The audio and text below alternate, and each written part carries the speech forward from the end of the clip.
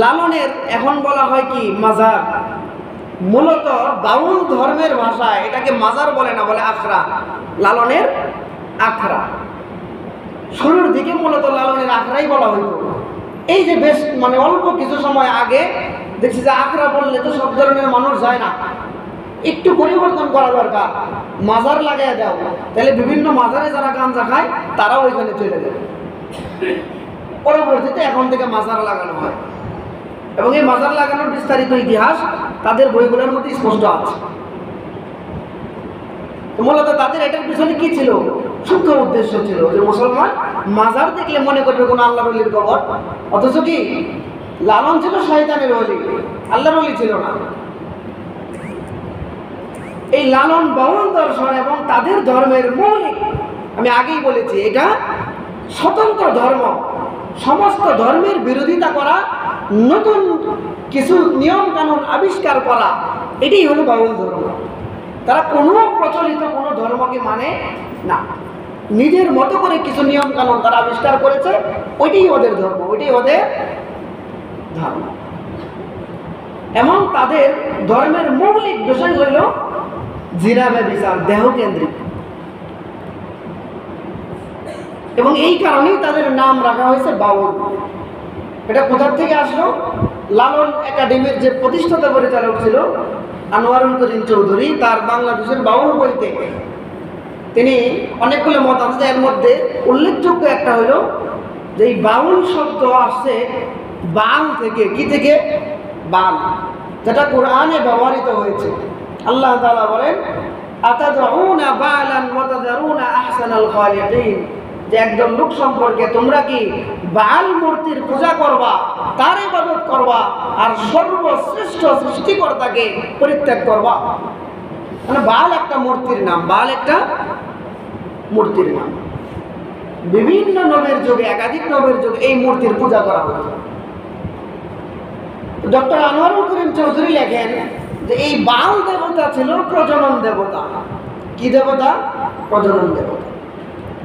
তো যার সন্তানের প্রয়োজন, প্রজনন হয় না, তারা বেশি বেশি এই দেবতার পূজা করত এবং সন্তান নেওয়ার চেষ্টা করত। আর বাউলদের কর্মকাণ্ড যেহেতু সব কর্মকাণ্ডের এবাদতের মূল কথা, আসল কথা যৌনতা কেন্দ্রিক, এবাদত মানেই যৌনতা, এটার মাধ্যমেই সৃষ্টিকর্তাকে পাওয়া যায়। এই জন্য বাউলদেরকে বাল বলে প্রথম ডাকা হতো। সময়ক্রমে ভাষার পরিবর্তনে এই বাল শব্দ বাউল রূপ ধারণ করেছে। কথা বুঝতে পারছেন? তো এখান থেকে বোঝা যায় যে তাদের মূল কর্মকাণ্ডই কি? ব্যভিচার, দেহ কেন্দ্রিক। এগুলো একটাও আমার কথা না, সবগুলো তাদের বই, শুধু তাদের বই না। ডক্টর আনোয়ারুল করিম চৌধুরীর যে বই বাংলাদেশের বাউল, এটা বাউল সম্পর্কে, লালন বাউল দর্শন সম্পর্কে এনসাইক্লোপিডিয়া, এটার উপরে গবেষণা হয়, থিসিস হয়। কথা বুঝতে পারছেন? একদম বিশাল বিস্তারিত বই। বাংলাপিডিয়াতে বাউলদের পরিচয় দিয়েছে সংক্ষেপে যে তারা একটা সাধন ভজন গোষ্ঠী, সাধনা করা, ভজনা করা, এটি তাদের কাজ। তারা প্রচলিত কোনো ধর্মগ্রন্থে বিশ্বাসী নয়, প্রচলিত কোনো ধর্মগ্রন্থে তারা বিশ্বাসী নয়। নারী পুরুষের যৌনাচারই তাদের ধর্ম ও সাধনা। নারী পুরুষের যৌনাচারই তাদের ধর্ম ও সাধনা। এটা আমার কথা না, বাংলাপিডিয়াতে লালন বাউল এদের পরিচয় এইভাবে দেওয়া হয়েছে। এই হলো তাদের, এবং এদের গানগুলোর মধ্যে এই পরিচয়গুলো স্পষ্ট। তাদের গানের মধ্যে কি এই পরিচয়গুলো স্পষ্ট, সামনে ব্যাখ্যা করলে বুঝবেন। এটা বোঝার আগে একটা জিনিস মনে রাখবেন, তাদের কথাবার্তা এবং গানের মধ্যে প্রচুর রূপক শব্দ ব্যবহার হয়। কেমন শব্দ? রূপক, শব্দ একটা, উদ্দেশ্য আরেকটা, শব্দ একটা, উদ্দেশ্য ভিন্ন। শাব্দিক অর্থে মনে হবে একরকম, কিন্তু সে উদ্দেশ্য নিতেছে অন্য কিছু। উদ্দেশ্য নিতেছে কি? বাউলদের একেবারে প্রায় সমস্ত গানের মধ্যে 60 থেকে 70% রূপক শব্দের ব্যবহার থাকে। 60 থেকে 70% কি থাকে? রূপক শব্দের ব্যবহার থাকে। এর মধ্যে 50% প্লাস যৌনতা নির্ভর। বুঝাইছে যৌনতার কোনো বিষয়, উদ্দেশ্য, শব্দ ব্যবহার করছে ভিন্ন। আর কিছু আছে ভিন্ন অর্থে নিচে। এই জন্য তাদের গান বুঝতে হইলে তাদের পরিভাষা বোঝা দরকার, তাদের আলাদা স্বতন্ত্র পরিভাষা আছে। এবং এটা আমার কথা না, লালন গবেষক এবং তার বিখ্যাত বই আছে সুধীর চক্রবর্তী, সে একটা বই লিখেছে গভীর নির্জন পথে। কি বইয়ের নাম?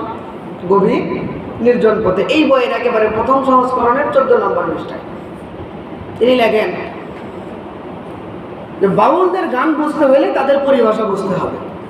বাউলরা বলে একটা, উদ্দেশ্য নেয় আরেকটা, এজন্য তাদের পরিভাষা বুঝতে হবে। যেমন উদাহরণ দিয়ে তিনি লেখেন যে আমাবাস্যা। আমাবাস্যা মানে কি?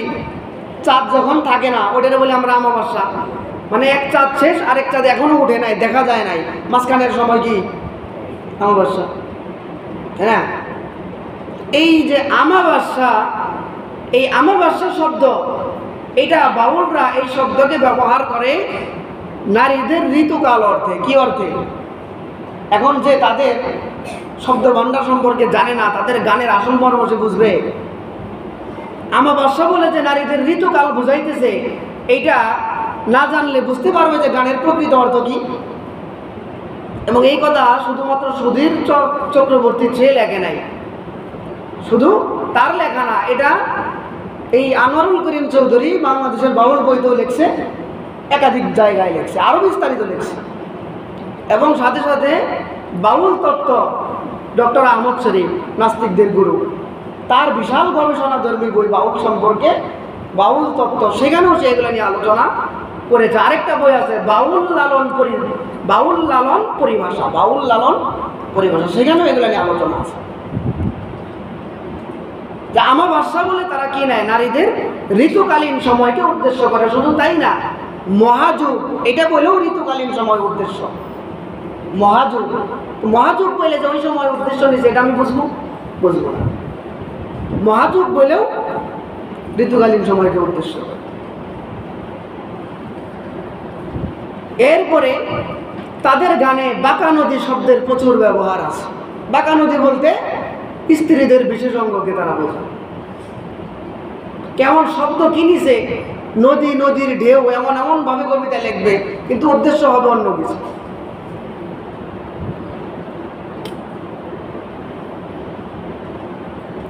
এরকম প্রচুর পরিমাণে রূপক শব্দ এদের মধ্যে আছে, এরা ব্যবহার করে। এরপরে তাদের গানে একটা উল্লেখযোগ্য শব্দ হইল, সমস্ত বাউলদের মধ্যে বাউল গানে একটা শব্দ পাওয়া যায়, 3 শব্দের ব্যবহার। কত? 3। এই 3 দ্বারা তারা উদ্দেশ্য নেয় ত্রিবেণী। 3 দ্বারা ত্রিবেণী। ত্রিবেণী মানেও মহিলাদের বিশেষ স্থান। এটা ত্রিবেণী কেন বলে? এই জায়গায় 3 জিনিস একত্রিত হয়েছে, এই জন্য ব্যাখ্যা করার সময় নেই। এটা দ্বারা যে এমন জিনিস বুঝাইছে, আমি যদি তাদের পরিভাষা সম্পর্কে না জানি, তার গান আমি বুঝবো না। এটা বলতেছি এই জন্য লালনের 2-1টা গান আমি বলবো, বোঝানোর জন্য, যে মানুষ এটাকে আধ্যাত্মিক মনে করে, এটা কোন আধ্যাত্মিক, এটা বোঝানোর জন্য। কথা বুঝতে পারছেন? আরশিনগর প্রসিদ্ধ, লালনের প্রসিদ্ধ গান আরশিনগর শব্দ। এই আরশিনগর মানুষ মনে করে মনে হয় আরশ, নাউজুবিল্লাহি মিন যালিক। আরশিনগর বলতে স্ত্রীর যৌনাঙ্গ উদ্দেশ্য। আপনি শুনছেন জীবনে এটা? আমিও জানতাম না, আমি এটা নিয়ে গবেষণা করছি, আমি অবাক হয়ে গেছি। কয় কি? এটা আমার কথা না, ডক্টর আহমদ শরীফ লিখছে, গভীর নির্জন পথে এই বইতেও আছে। আবার লালন গবেষক, লালন একাডেমির প্রতিষ্ঠাতা আনোয়ারুল করিম চৌধুরী, উনিও এই গানের বিস্তারিত ব্যাখ্যা করেছেন। তিনি আরও বলেছেন যে আরশিনগর দ্বারা কি মানুষ মনে করে এটা বিশাল আধ্যাত্মিক গান, কিন্তু এই গানে যা আছে পুরাটাই যৌনতা, পুরাটাই যৌনতা এবং ভয়ানক কথা, ইমান বিদ্বিনচি, বাজে বিশ্রী কথা। এরপরে মানুষের যেই পানি থেকে মানুষের জন্ম হয়, এইটাকে তারা বলে গুরু বস্তু। কি বলে? গুরু বস্তু। কেন গুরু বস্তু বলে? এর মাধ্যমে প্রাণের আসা যাওয়া হয়, আর ওই প্রাণই মূলত স্রষ্টা। নাউজুবিল্লাহি মিন যালিক। কথা বুঝতে পারছেন? এইগুলা যে তারা উদ্দেশ্য নিছে, এইগুলা না জানলে তার গানের মৌলিক কথা আমরা বুঝতে পারবো না, কতটা অশ্লীল। মানে তাদের ধর্মটাই হলো যৌনতা কেন্দ্রিক। আর আমরা তো মনে করে বলেছি কত কি একেবারে বিশাল সাধক, মারেফতি গান মনে হয় সে গায়। ঠিক এইবার দেখেন লালনের একটা গান, যে বাড়ির পাশে আরশিনগর, সেটা এক পড়শি বসত করে, আমি একদিনও না দেখিলাম তারে।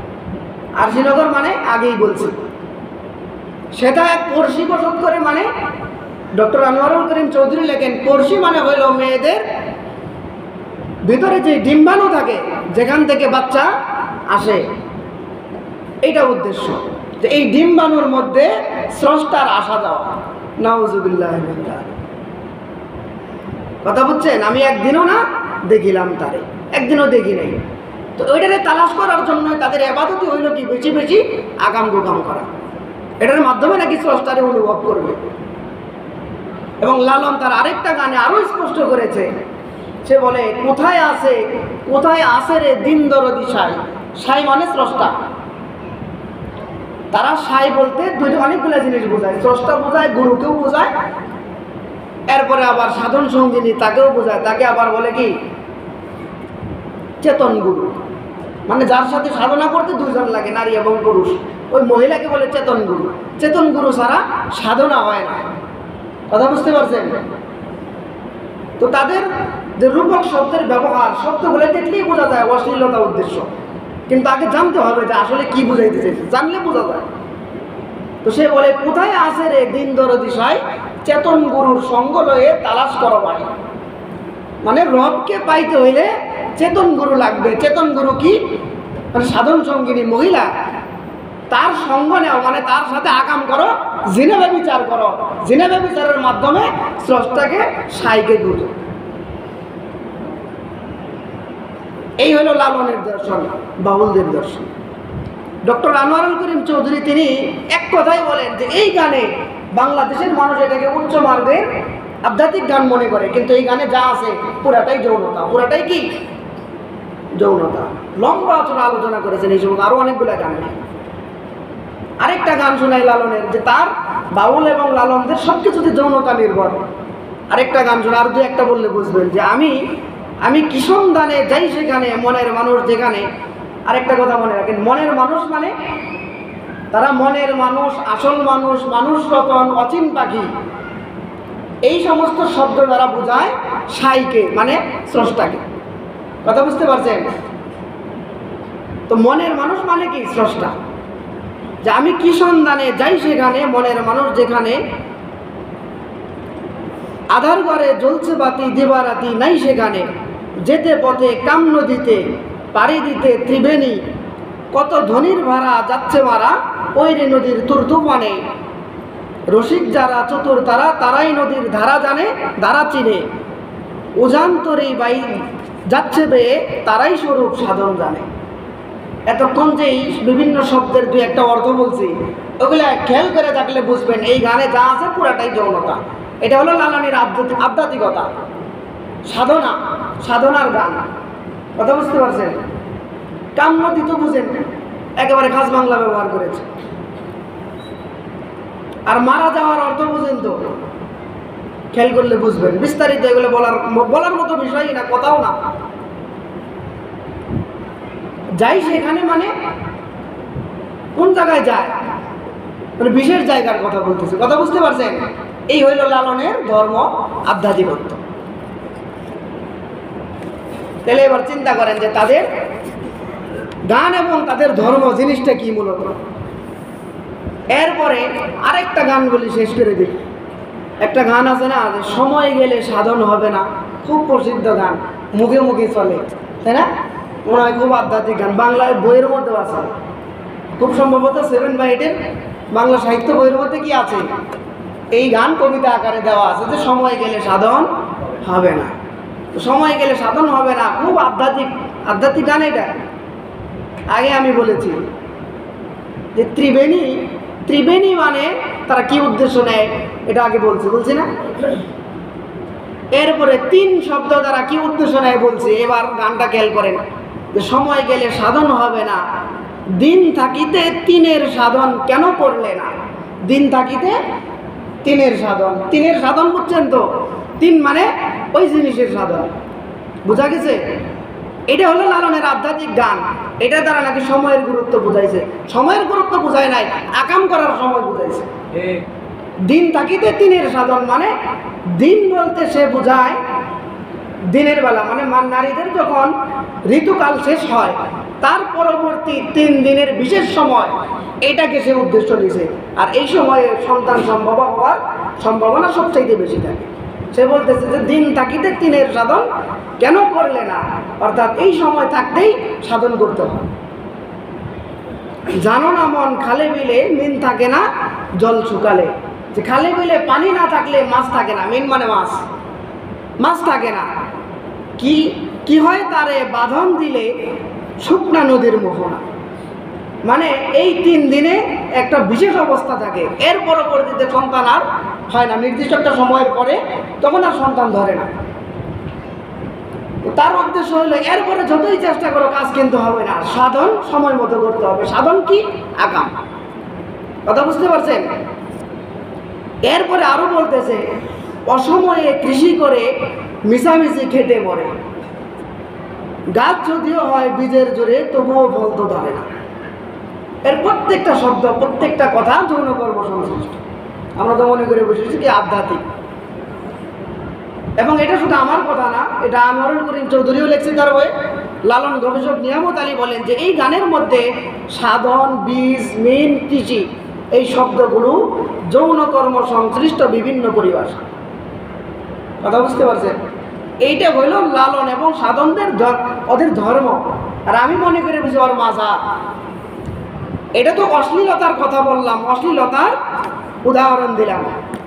তারা তাদের অশ্লীলতা সৃষ্টিকর্তা কেন্দ্রে কি পরিমাণ ভয়াবহ এটা বললে বুঝতে পারবেন। ইনশাল্লাহ আগামীতে ওই সম্পর্কেও বলবো যে তারা স্রষ্টা সম্পর্কে, অস্তিত্ব সম্পর্কে, স্রষ্টার অস্তিত্ব সম্পর্কে কীরকম ধারণা পোষণ করে, এটা আরও কিছু গান শোনাইলে বুঝতে পারবে। তা আল্লাহ তাআলা আমাদেরকে এই সমস্ত মত্তানদের, এই সমস্ত মুরতাদদের, বেদিনদের ফিতনা থেকে হেফাজত করেন, আমিন।